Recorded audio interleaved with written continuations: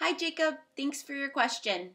Um, you've probably noticed that this is the same exact series that you sent me in the last question, except there's an I in the series instead of an N, and we're going up to 6 instead of 3, but really it's the same exact thing.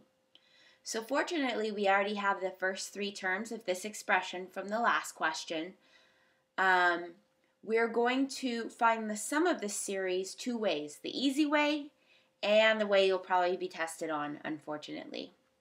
Since we have the first 3 terms, let's just find the 4th, 5th, and 6th term, and then we can stop and add them all up. The 4th term would be 3 times 4, which would be 12, minus 2, so that one would be 10.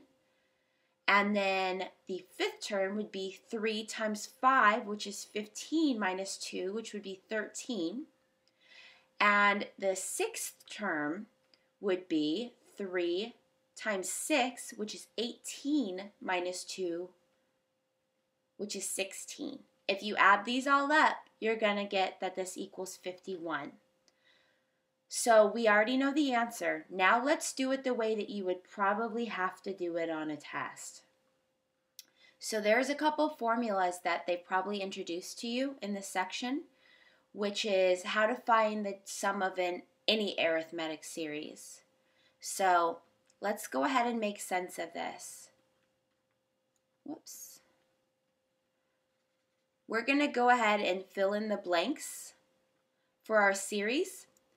But this says S sub n is equal to n minus 2 times a sub 1 plus a sub n, which is just a mouthful. In English, what this means is you get the sum by taking where the series ends and dividing it by 2, and then you multiply that by the first term plus the last term. So in this case, it'll be the first term plus the 6th term. So n, in this case, is 6. 6 divided by 2 is 3. So the 6th partial sum is going to be 3 times the first term, which is 1, times the 6th term, which in this case I'll pretend like we don't know, and we'll just call it a sub 6. The first term is always really easy to find. Sometimes this one is not. So here's how you find it. Again, you'll probably have to use this formula on a test. We can find a sub 6 by taking the first term and adding it to the product of the difference between each term times n minus 1. Again, kind of a mouthful. Let's make some sense of it. So our 6th term in our series is our first term, which is what we get when we plug in 1. So it's just 1. D is the common difference between each one. If you notice, I'm just going up 3 between each number. So D is going to be 3. N minus 1 is just 6 minus 1 in this case.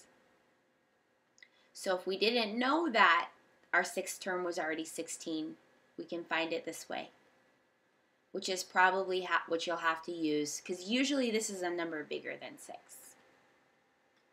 So 3 times 1 plus 16 is what we get when we fill in everything here. And when we do a little arithmetic, we will see that that is also equal to 51. So there you have it, the way that we do it in the real world, and then the way that you'll probably be tested on. Thanks again for your question, Jacob, and I look forward to answering more of your questions using Snap Math in the future.